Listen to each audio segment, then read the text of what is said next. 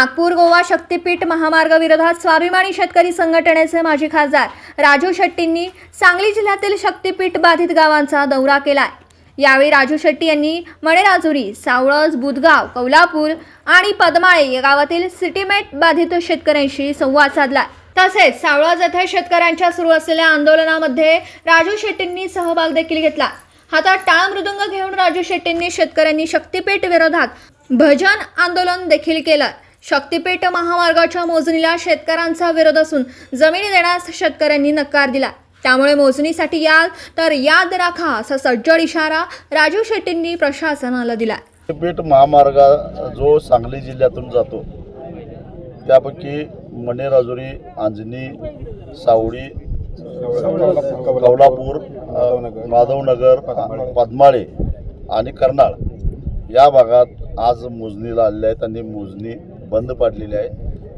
आम्ही शेतकऱ्यांनी त्याची मोजणी होऊन द्यायची नाही अशा प्रकारचा निर्णय घेतलेला आहे। हा सारा जर परिसर बघितला तर तासगाव तालुक्यातला हा जो परिसर आहे तो सगळा द्राक्षपट्टा आहे।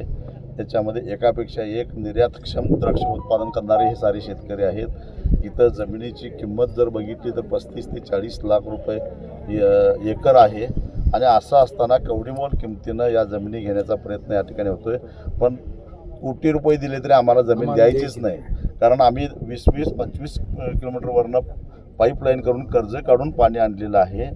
त्याशिवाय 1 एकर द्राक्ष पीक उभा करायला 4 ते 5 लाख रुपये गुंतवणूक करावी लागते। आणि मग असं असताना लेखणीच्या एका फटकाऱ्यानिशी जर का कुणी मंत्रालयात बसून आमच्या शेतावरून रस्ता काढणार असेल तर ते आम्हाला मान्य नाही आणि त्यामुळं शक्तीपीठ आम्ही कदापि होऊन देणार नाही। इथल्या ह्या सगळ्या गावातल्या लोकांची भूमिका आहे आणि ती रास्तच आहे।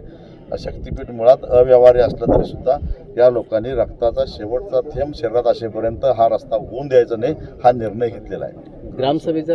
त्याचबरोबर येत्या 15 ऑगस्टला ज्या गावातून हा रस्ता जाणार आहे नियोजित रस्ता त्या गावातल्या ग्रामसभेमध्ये शक्तीपीठ महामार्ग रद्द करावा आणि त्या आमच्या गावातील 1 इंचसुद्धा जमीन देणार नाही अशा अर्थाचे ठराव आता आम्ही ग्रामसभेत करून घेणार आहोत।